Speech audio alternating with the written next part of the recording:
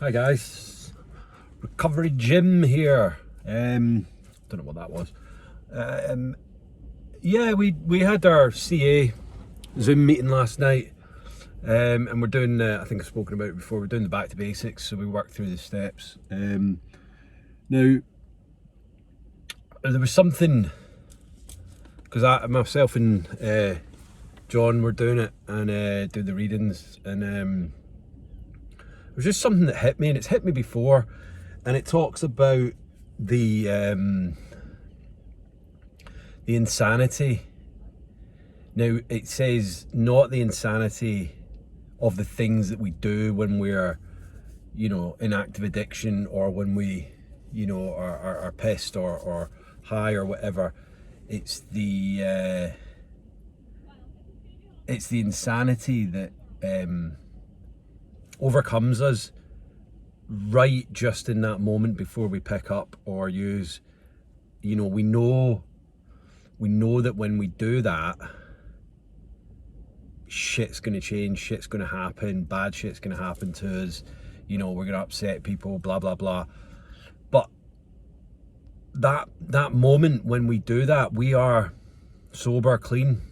I'm talking about like the moment of the relapse, and a lot of people say that it happens way long before you pick up or use the drug, but it can happen instantly, almost instantly. I mean, as I remember my big relapse last year, it happened within an hour of the thought to getting all the booze in the world and sitting down with it. It was literally within an hour. So I was saying this last night, I don't actually remember that hour. It was almost like a blackout. There was just no time that I would have had to phone anyone had I wanted to, or use tools or anything like that. Once that got into me, that thought that this was what I was going to do, it was just overwhelming, and it's a scary thought, and it is pure insanity, because we are, as I say, we're sober, we're rational people when that thought comes in, and like that, it's all bets are off, and it's straight overpowering, overwhelming, just pure fucking insanity to get to make you go and pick that drink up or that drug. And it's it's something that, when I was thinking about it last night, it was quite scary to think that, to think back to that time when it was, it was, and I'm not going to blame anyone or anything, because whatever the trigger was, it was still me that kind of, because my addiction and my craving was so strong and powerful at that time, it just kind of, as soon as the thought got into my head, and I used the excuses or this, that and the other, but once that thought got in, it was just fucking, it's insane. And as I say, it scared me last night, and scared me thinking about it, that that could happen at any moment, because it was so just fucking powerful that it just, as I say, overtook me, and that hour was like a blackout. It probably wasn't even an hour. As I say, I remember I was driving back to my new flat, and I was just on my way back there to start a kind of new life, I suppose, and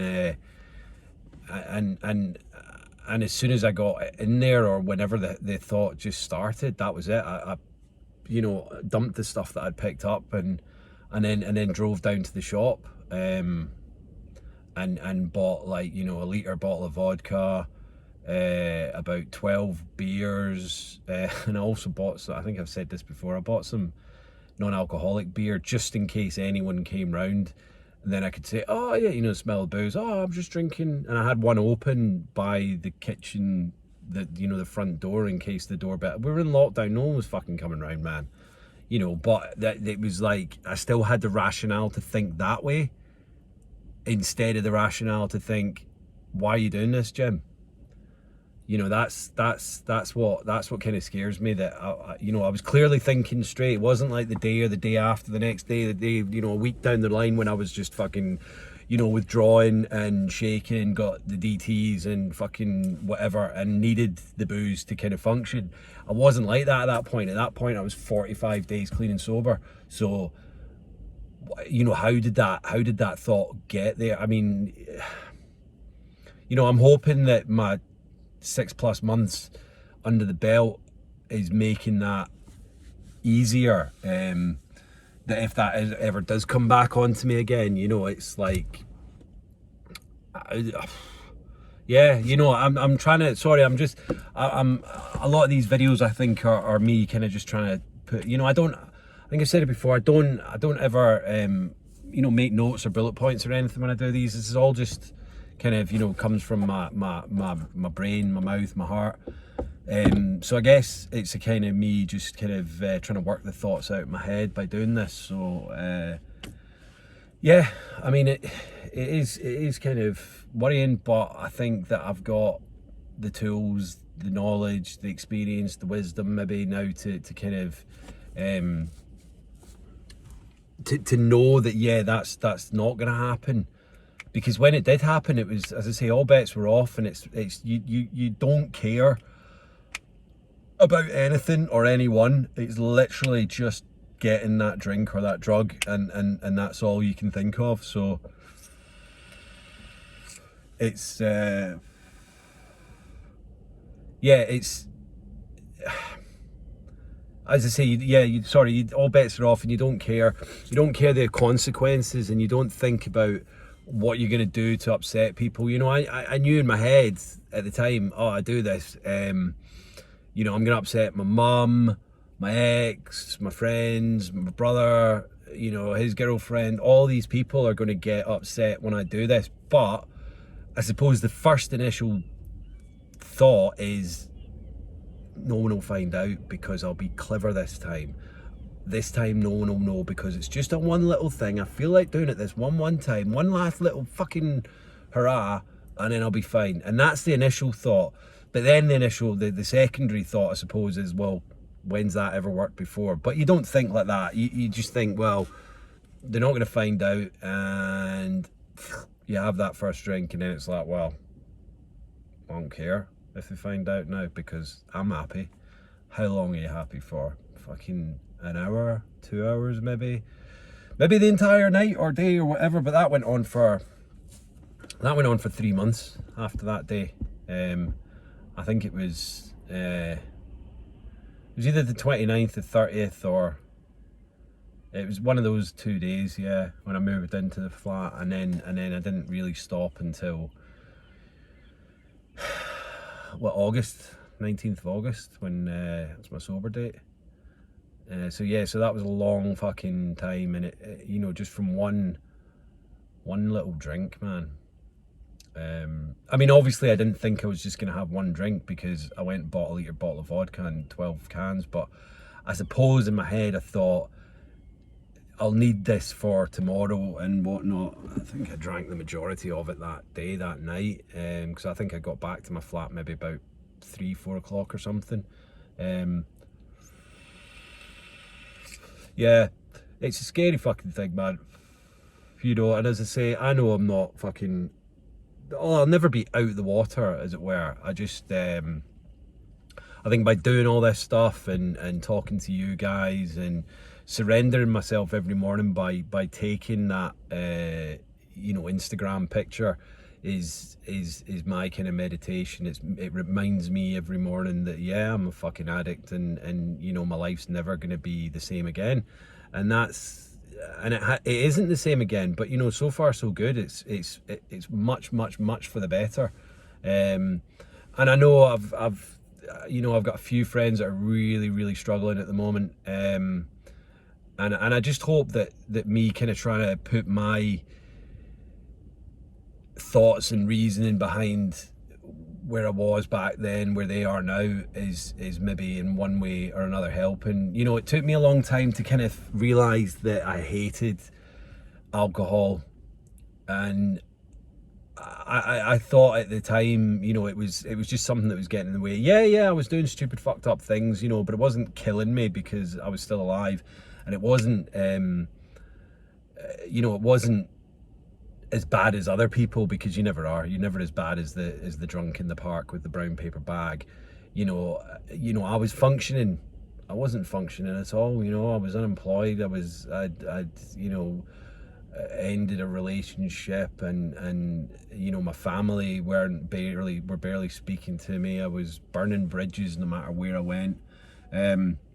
So I wasn't a functioning alcoholic at all. I was just a fucking pathetic drunk. And so I just think that trying to reason with yourself, if you think, oh, I've just had a couple of days, and there was some times during that last summer where I was kind of, I tried to get off the vodka, and then I was just drinking wine, and in my head that was me kind of reducing it, and I was doing well. I was still getting pissed, just in a different format. It wasn't. Yeah, okay, vodka did make me very fucking insane, and I did really, really mental things, but the wine I was still drinking, and then it led back to the vodka, because as soon as I thought, oh yeah, you've got this, you can get a handle on this, why don't you treat yourself? The addiction just talks to you all the time. It doesn't leave you alone. And when you're weak, when you're withdrawing and hungover or whatever, it'll batter you down even further, and it lies to you. It makes you think that you're winning, as in you're getting better, when you're not. You're every day you're drinking, you're getting worse. You're not getting better at all. And the hard thing is, because when you're doing that, you think you're the only one, and you don't think anyone out there has ever experienced what you're experiencing. That you need this to live, because you're gonna die, and the pain is too much, the pain of life, and the pain of withdrawal, and all of that shit, man. It's nobody else understands, but we do. We do understand, and that's the thing. You never turn your back on the addiction, because it's always there. You've got to constantly be fucking facing up to it, and it gets easier. It does. It's not ever going to go away, but it does get easier because you become stronger. That's what it's about. Fucking strength, hope, and unity. We're all here, we're all helping, and I would never turn my back on anyone that's struggling, because fuck, if people had turned their back on me, I wouldn't be Recovery Jim. I'd be drunken Jimmy, and it's just not a good thing, not where I want to be. I might flip that up, actually. I know I'm Recovery Jim, but Jim was the drinker. I think I'm changing my name to Jimmy. I think it's a bit more fun, not like Fun Bobby, but actual sober Jimmy. I'll still be Recovery Jim, but yeah, I think I'm gonna go with Jimmy these days. It sounds a bit less grim, and Jim seems to remind me of darker times. Plus it's my old man's name. We've got to have a distinction between the two of us. He's Jim, I'll be Jimmy. But yeah, okay. Right, I'm going to show you where I am today. I'm in a little place. Weather's not as good as it has been. We've got a big storm coming in. I'm in a little place called Laxey. There's a big wheel.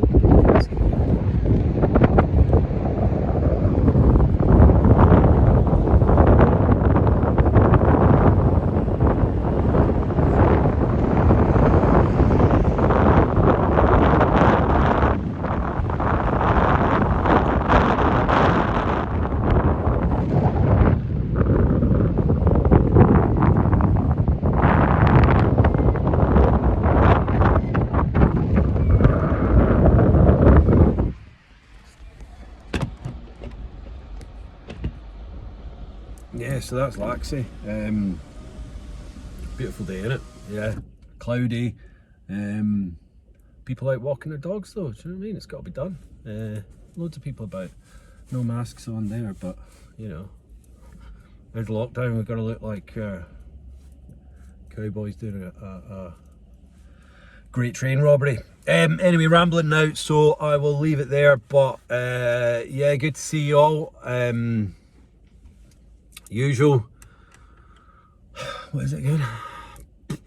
Like, share, subscribe, DM, comment. Yeah, hit me up, you know, chat to me, tell me any of your thoughts on the video, and you know, if you know people that are struggling, share my videos. If you're struggling yourself, then, you know, talk to me, reach out. You know, as I say, my DM's always open, and if I can do it, fucking anyone can do it, believe me. I was what they call in the big book a hopeless drunk, hopeless alcoholic. You know, just didn't give a shit about anything apart from getting my next bottle. And I didn't have oodles and oodles of cash. It fucking broke as a joke. But weird thing is, we still managed to get it. You know, we still managed to manipulate and tap off people and all that. But you know, I paid my dues, I paid my debts. You know, now I've just got to